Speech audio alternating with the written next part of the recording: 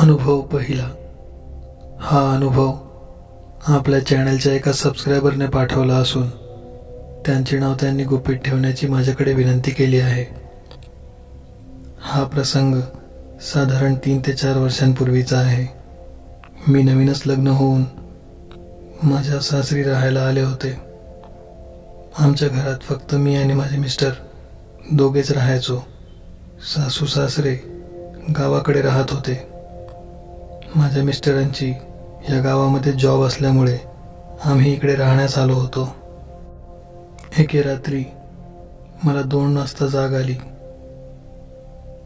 मी बाथरूमला जाण्यासाठी उठले आणि एवढी रात्र झाल्यामुळे मला थोडी भीती वाटू लागली होती, म्हणून बाथरूमपर्यंत सोबत येण्यासाठी मी माझ्या मिस्टरांना म्हणाले।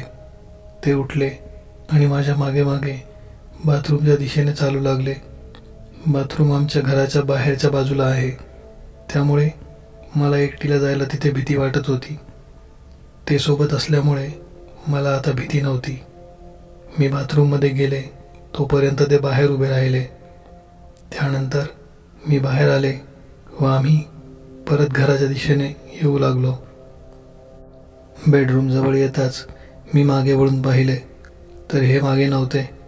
मला वाटले कदाचित किचनमध्ये पाणी वगैरे पिण्यासाठी गेले असतील, त्यामुळे मी बेडरूममध्ये आले आणि समोरचे दृश्य पाहून माझ्या काळजाचा ठोकाच चुकला। माझे पती बेडमध्ये झोपलेले होते, अगदी गाढ। तर मग बाथरूमपर्यंत माझ्यासोबत कोण आलं होतं? अनुभव दुसरा।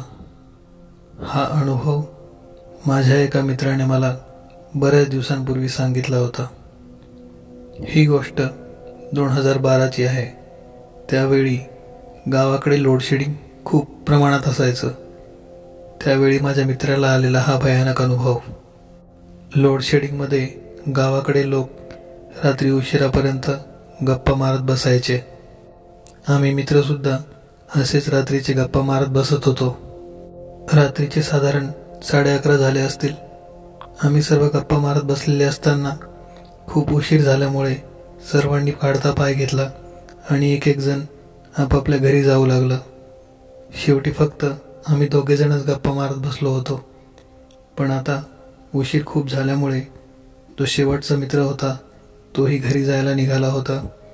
तरी मला एवढ्यात घरी जायचे नव्हते, म्हणून मी कसाबसा त्याला थांबवत त्याच्याशी गप्पा मारत बसलो होतो।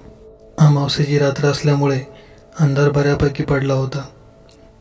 आकाशामध्ये टिमटिमणाऱ्या चांदण्या तेवढ्या फक्त दिसत होत्या।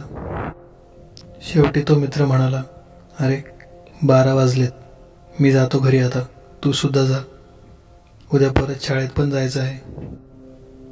मी सुद्धा त्याला होकार देत घराच्या दिशेने चालू लागलो। माझ्या घराकडे जाताना रस्त्यात एक पडकी विहीर लागायची। तिथे लोक शक्यतो बाथरूम वगैरे करण्यासाठी थांबत होते। तिचा काहीही वापर होत नव्हता। अशीही ती ओसड पडलेली विहीर होती। मला सुद्धा लघवी आल्यामुळे मी तिथे लघवी करण्यास थांबलो। मी लघवी करत असताना मला अचानक एक घुंगरांचा आवाज आला।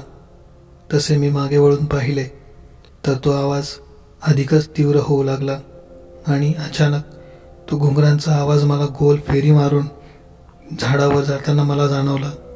मी त्या दिशेने पाहू लागलो तर मला काहीही दिसत नव्हते।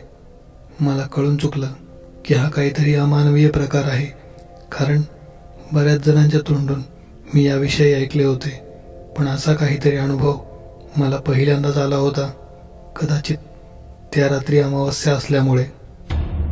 ह्या 2 अनुभवांपैकी कोणता अनुभव तुम्हाला सगळ्यात जास्त आवडला ते मला कमेंटमध्ये नक्की सांगा।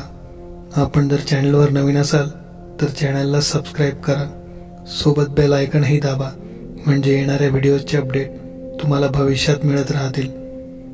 या व्हिडिओला लाईक आणि शेअर करायला विसरू नका। धन्यवाद।